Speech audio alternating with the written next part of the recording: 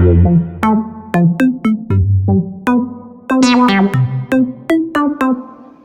Everyone, welcome to my channel. तो आज हम शुरू करेंगे हमारी हॉफमैन रीअरेंजमेंट रिएक्शन। अब ये रिएक्शन को हमने पहले +2 क्लास में पढ़ा होता है, that is also known as Hofmann bromide degradation reaction. अब इसमें होता क्या है, जब भी हमारे पास कोई प्राइमरी अमाइड होगा, ठीक है, प्राइमरी अमाइड होगा, ठीक है, तो उसमें क्या होता है, अगर वो रिएक्ट करे विद सोल्यूशन ऑफ क्लोरीन और ब्रोमीन, ठीक है, या तो वो ब्रोमीन के सोल्यूशन के साथ रिएक्ट करे या फिर क्लोरीन के सोल्यूशन के साथ रिएक्ट करे, तो हमारे पास in the presence of a base, ठीक है, in the presence of a base like NaOH, ठीक है, एक्वस मीडियम में अगर ये रिएक्शन हो तो हमारे पास क्या बनते हैं, हमारे पास अमाइंस बनते हैं। तो यही रिएक्शन जो है that is Hofmann rearrangement reaction, ठीक है।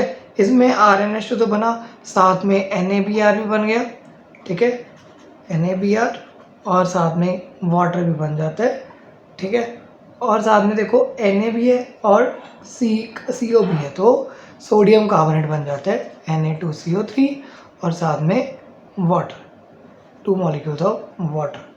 ओके, अब ये रिएक्शन होती कैसे है, ठीक है, इस रिएक्शन का मैकेनिज्म क्या है, हम इसे 1 बाय 1 स्टडी करेंगे। अब देखो, इसमें हम क्या लेते हैं, हमारा एक अमाइड, ओके, अमाइड में समझ लो 2 हाइड्रोजन हैं N के पास, ठीक है। अब प्राइमरी अमाइड ही क्यों लेते हैं, उसका रीज़न भी आपको मिल जाएगा। अगर हमारे पास जो बेस है OH नेगेटिव उससे निकल गए, तो हमारा बेस क्या करता है, it abstracts the hydrogen ion, ठीक है, तो ये H पॉजिटिव को एक्सट्रैक्ट कर लेगा और यहाँ पर N के पास के इलेक्ट्रॉन वापस चले जाएंगे, तो यहाँ पर क्या बच जाएगा, RCO, N के ऊपर नेगेटिव चार्ज और ये H, ठीक है। अब क्या होता है, ये जो नेगेटिव चार्ज वाला स्पीशीज है ये ब्रोमीन के साथ रिएक्ट करती है, ठीक है, एक ब्रोमीन को एक्सट्रैक्ट कर लेती है और दूसरा ब्रोमीन रिलीज करता है, ठीक है, तो हमारे पास क्या बनता है, RCO, NH एंड Br, तो दिस इज N ब्रोमोअमाइड, इसका नाम क्या है, इट इज N ब्रोमोअमाइड।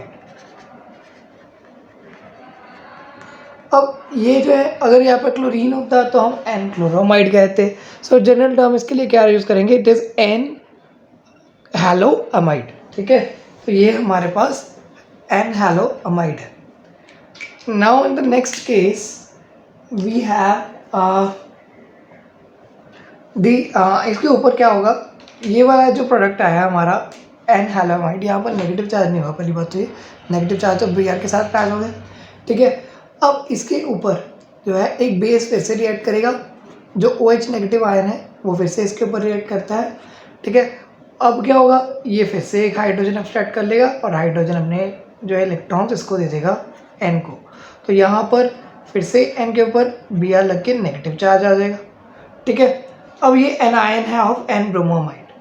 अब इस एनायन में क्या होता है, इसमें एक रीअरेंजमेंट रिएक्शन होती है, ध्यान से देखना इसमें रीअरेंजमेंट कैसे होगी। ये जो है एनायन, इसका जो एल्काइल ग्रुप है ये इस नेगेटिव चार्ज को स्टेबलाइज करने के लिए इस नाइट्रोजन के पास आता है, ठीक है, और जो ये नेगेटिव चार्ज है यहाँ पर डबल बॉन्ड की तरह शिफ्ट हो जाता है, ठीक है, और साथ ही में जो Br है ये रिमूव होने की कोशिश करता है।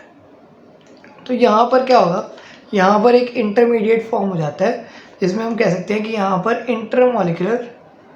इंट्रामॉलिक्यूलर 1-2 शिफ्ट हुई है, इंट्रामॉलिक्यूलर 1-2 शिफ्ट हुई है।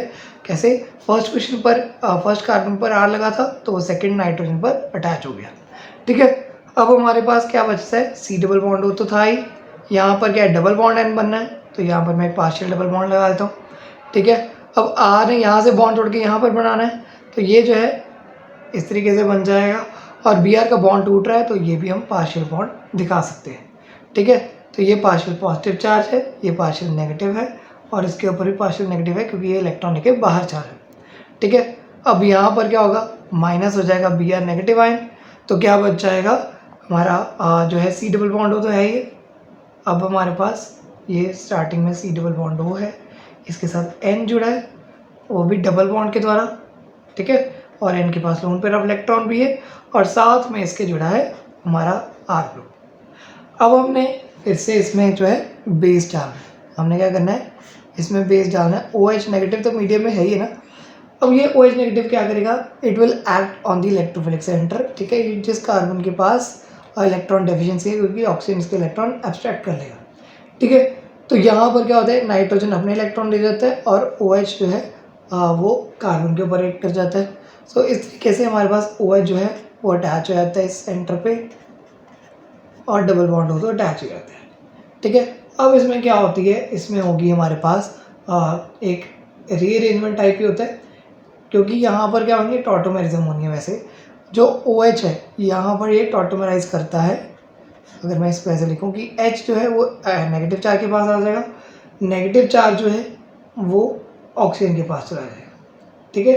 तो हम क्या लिख सकते हैं, RNH, C double bond O यही वाला है, और O नेगेटिव चार्ज O के पास आ गया और H नाइट्रोजन के पास चला गया।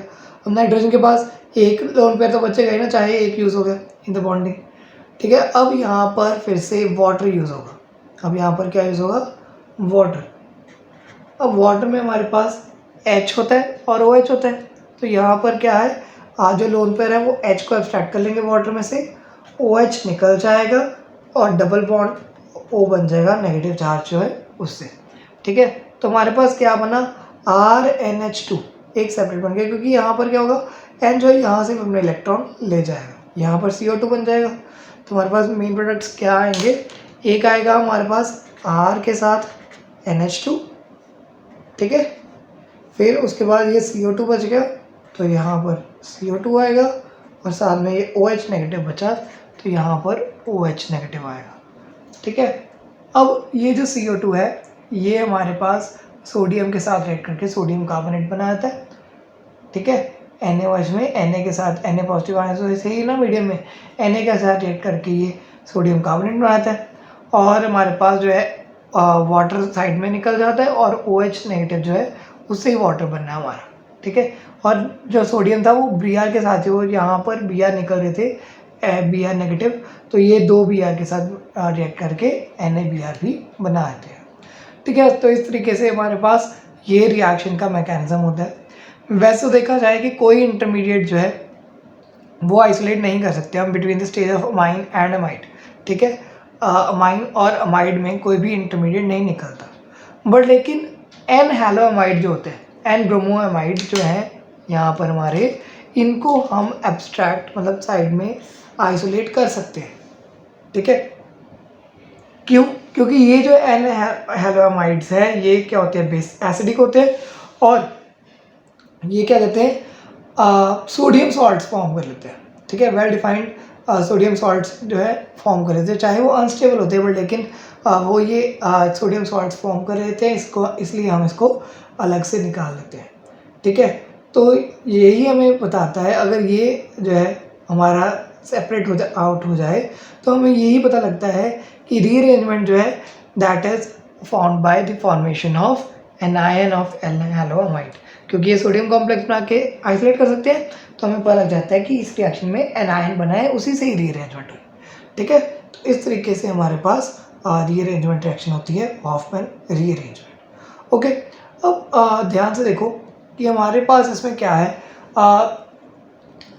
अगर जो है एक हमारे पास अब देखते हैं कि ऑप्टिकली एक्टिव अमाइड में क्या केस होता है, ठीक है। अब देखो ऑप्टिकली एक्टिव कंपाउंड्स में हमारे पास क्या होती है, इसमें हॉफमैन रीअरेंजमेंट में रिटेंशन ऑफ कॉन्फ़िगरेशन, ये बात आपने याद रखनी है कि ऑप्टिकली एक्टिव जो होते हैं हमारे पास अमाइड्स, उनमें रिटेंशन ऑफ कॉन्फ़िगरेशन होती है, ठीक है।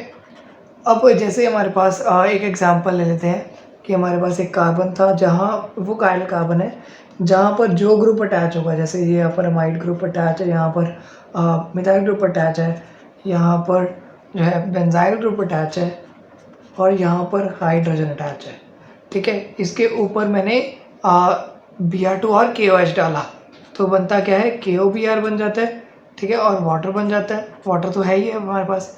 तो यहाँ पर सिंपली क्या होता है, ये अमाइड तो अमाइन में चेंज हो जाता है, पर लेकिन कॉन्फ़िगरेशन सारी की सारी सेम रहती है, ठीक है। इसको हम जो है स्टीरियो केमिस्ट्री से भी प्रूव कर सकते हैं। तो जस्ट वेट अ सेकेंड। अब इसके प्रूव करने के लिए हम एक एग्जांपल लेते हैं, लाइक बीटा कैम्फोरेमिक एसिड।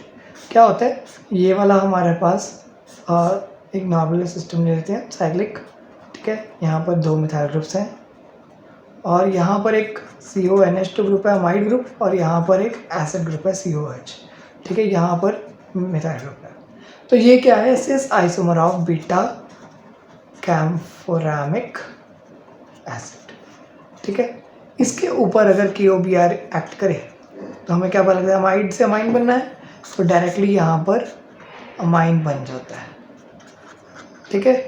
अब यहाँ पर हमें रिटेंशन ऑफ कन्फिग्रेशन का कैसे पता चला, क्योंकि जब हमने सिस आइसोमर लिया, ये वाला बीटा कैम्फोरेमिक एसिड यहाँ पर सिस पोजीशन पर है, एसिड ग्रुप और अमाइड ग्रुप, तो प्रोडक्ट में देखा अमाइड ग्रुप और COH जो है एसिड ग्रुप, वो भी हमारे सिस पोजीशन पर है। तो ये प्रोडक्ट क्या है, 1 अमाइनो डाइहाइड्रो अल्फा कैम्फोलेटिक एसिड, ठीक है। ये डाइहाइड्रो अल्फा कैम्फोलेटिक एसिड है, ठीक है। अब इसमें भी हमारे पास जो है ऐसे पता लगता है कि हमारा जो है कन्फिग्रेशन सेम रही, दोनों सिस पे है, ठीक है। जिसको कि आगे हीट करने से हमारे पास लैक्टम बन जाता है। क्या बन जाता है, लैक्टम। यहाँ से OH, यहाँ से H रिमूव होता है, NH, और यहाँ पर C डबल बॉन्ड O बच जाता है। ये हमारे पास हमारा लैक्टम है, और यहाँ पर एक थर्ड, ठीक है। तो इस तरीके से हमारे पास प्रोडक्ट बनता है। अगर हम ले लें ट्रांस आइसोमर, अगर इसका यही वाले का हम ट्रांस आइसोमर ले लेते, समझ लो कि NH2 यहाँ पर है और CH3 यहाँ पर है। मैंने यहाँ पर ट्रांस शो कर दिया, यहाँ पर ये जो है इधर आएगी, ठीक है। थोड़ा सा एडिट कर लेना इसको। यहाँ पर फिर से मिथाइल ग्रुप्स है और यहाँ पर COH। अब देखो NH2 और COH दोनों ही ट्रांस है, हमारे पास आइसोमर्स हैं, तो यहाँ पर फॉर्मेशन ऑफ लैक्टम नहीं होगी, तो lactam is not form, okay. तो इससे हमें पता चलता है कि यहाँ पर रिटेंशन ऑफ कॉन्फ़िगरेशन होती है in the Hofmann rearrangement reaction. अब क्रॉस ओवर एक्सपेरिमेंट्स भी हुए इस रिएक्शन में। हमारे पास इनसे क्या पता चला कि हमारे पास इंट्रामॉलिक्यूलर रीअरेंजमेंट ही होती है, इंटरमॉलिक्यूलर नहीं होती है, ठीक है। इसको थोड़ा सा स्टडी कर लेते हैं क्रॉस ओवर एक्सपेरिमेंट को। जैसे इन्होंने पता क्या दिया, हमारे पास इन्होंने एक एरोमेटिक सिस्टम लिया, अमाइड लिया, ठीक है।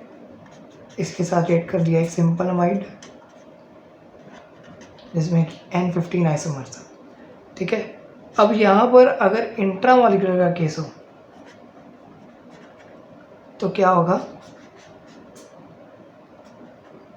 NH2 और D बनेगा, ठीक है, और यहाँ पर भी NH2 बन जाएगा।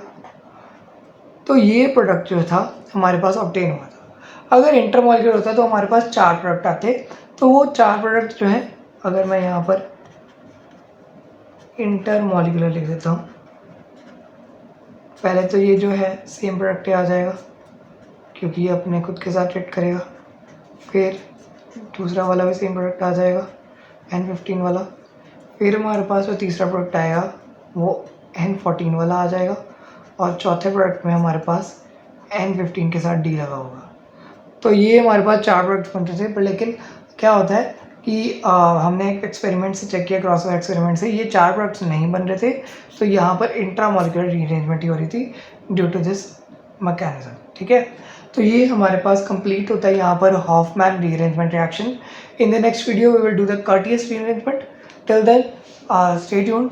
Thanks for watching the video. Do subscribe to the channel for more videos. Thank you so much.